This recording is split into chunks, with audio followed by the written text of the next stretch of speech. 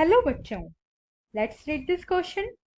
The question says why is the time period from 1830 to 1848 known as the age of revolutions? Explain. हमारा question हमसे पूछ रहा है 1830 to 1848 के time period को एज ऑफ रेवोल्यूशन क्यों कहते हैं, हमें इसे एक्सप्लेन करना है. और in many European countries, a revolution led by the educated middle classes were underway in the year 1848. Explain with suitable example. 1848 में बहुत सारे यूरोपियन कंट्रीज में जो है रेवोल्यूशन स्टार्ट हुआ था एजुकेटेड मिडिल क्लासेस के थ्रू. वो क्या था उसको हमें एक्सप्लेन करना है. ठीक है, दोनों ही क्वेश्चन का सेम आंसर है. आइए अपना आंसर देखते हैं. हमारे आंसर का की कॉन्सेप्ट है revolutions take the form of organized movements aimed at effective change. जो रेवोल्यूशन है वो एक ऑर्गेनाइज्ड मूवमेंट के बाद आता है जिसका मेन मोटिव होता है सोसाइटी में या कंट्री में या नेशन में चेंज लाना. Right. First upheaval in France. The first took place in France in July 1830.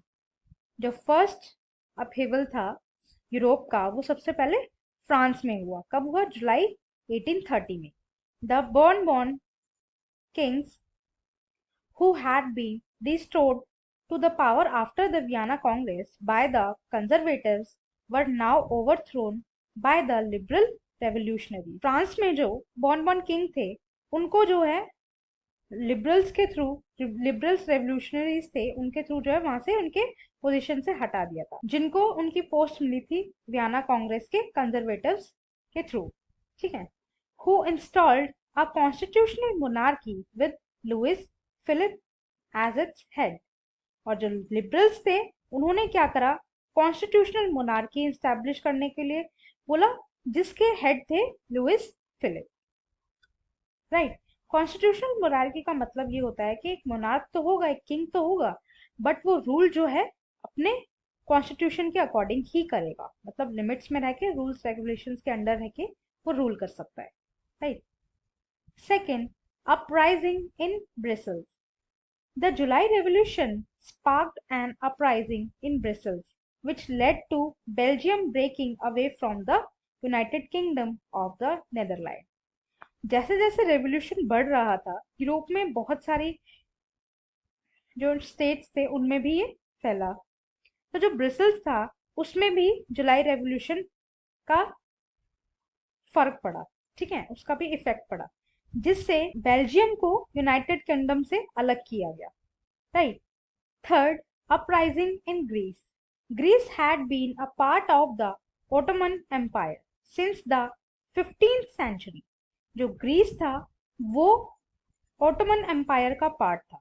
कब से? 15th सेंचुरी से. मतलब कितने पुराने टाइम से जो है ग्रीस अंडर ओटोमन एम्पायर था. The growth of revolutionary nationalism in Europe sparked off a struggle for independence amongst the Greeks which began in 1821.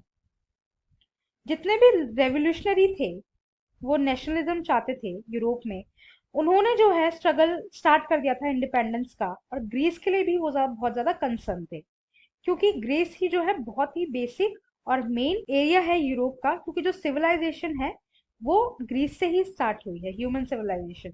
इस वजह से ये भी बहुत ज्यादा फोकसिंग एरिया था बाकी यूरोपियन कंट्रीज के लिए.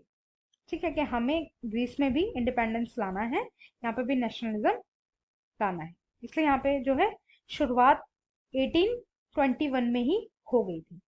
ठीक है. अब किसी का आप गुलाम हो, ठीक है, आप ओटोमन एम्पायर के अंडर हो, तो आप जो है ज्यादा एक्टिविटीज नहीं कर सकते क्योंकि वो पूरा जो है नजर रखते हैं कि कहीं पे कोई गड़बड़ तो नहीं हो रही, कोई ज्यादा मतलब राइज तो नहीं हो रहा, अपनी आवाज तो नहीं उठा रहा हमारे अगेंस्ट.